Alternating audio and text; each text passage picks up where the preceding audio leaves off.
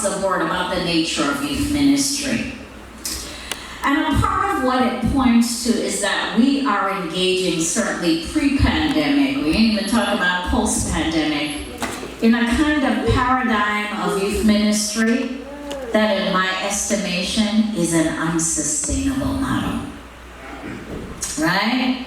Is an unsustainable model.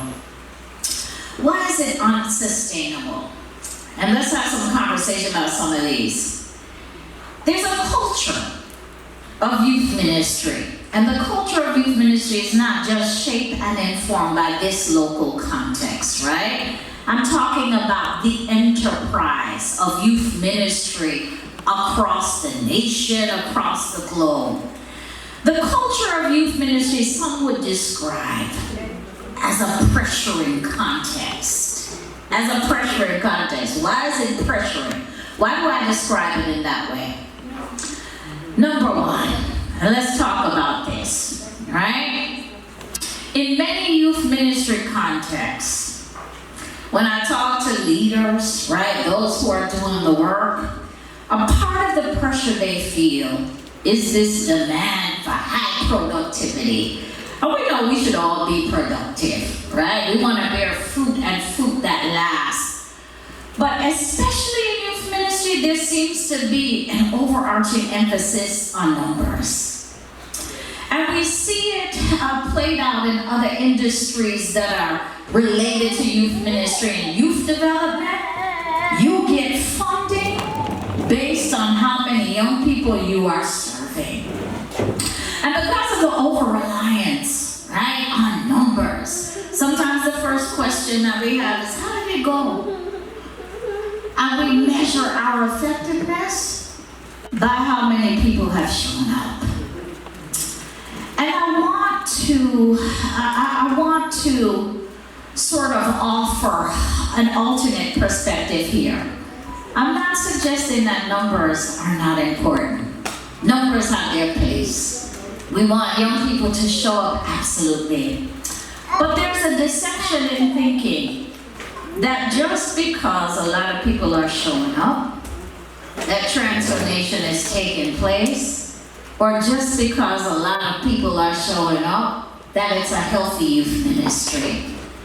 Some of the healthiest models of youth ministry I have observed in churches are small, tiny churches who are intentional with the 2, 3, 4, 5 young people that they have, and they pour into those young people, and then those young people grow up to become leaders who multiply and magnify. Don't underestimate, don't minimize the significance of just working with one, but a part of the pressure that we feel is numbers, right?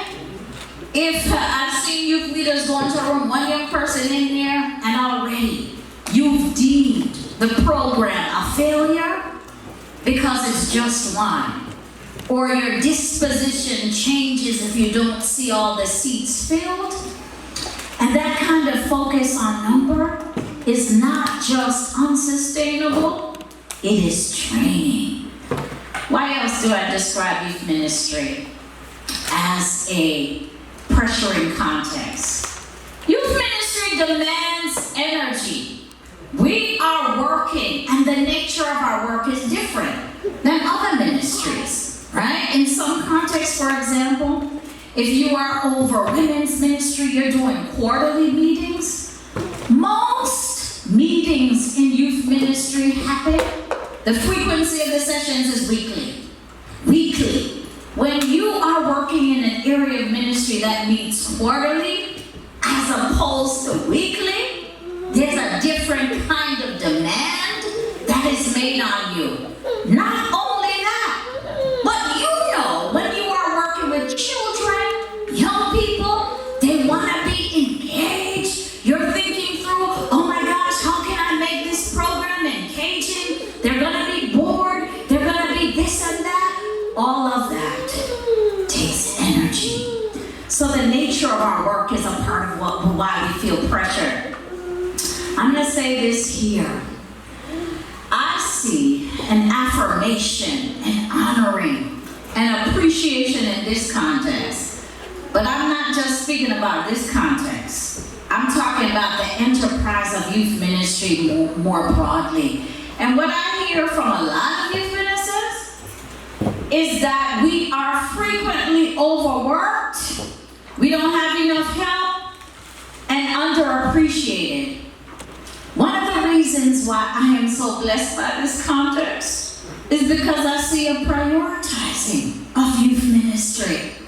Youth ministry in many churches produces a secondary, if not sedentary place that the last people think about in the church budget is youth ministry. That we devote energy and money everywhere else, but the next generation is left hanging. And that's what blesses me so much about this context. You create a space. Yesterday you were able to do things at your denomination, supporting that. That's investment. But that is not the case in every context. So people feel like you're doing everything, you don't have enough help, and people don't respect or regard the work that you've done. It's viewed as lesser as compared to the other branches of ministry. Let's continue.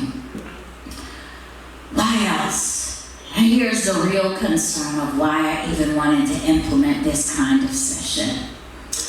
Youth ministry, when I review the literature in youth ministry, this is one of the areas, right, in ministry leadership that we see the highest rates of turnover. People coming in and out. And we talked a little bit about that yesterday, that when there's a revolving door in youth ministry, there is an inconsistency and stability that creates this lack of continuity.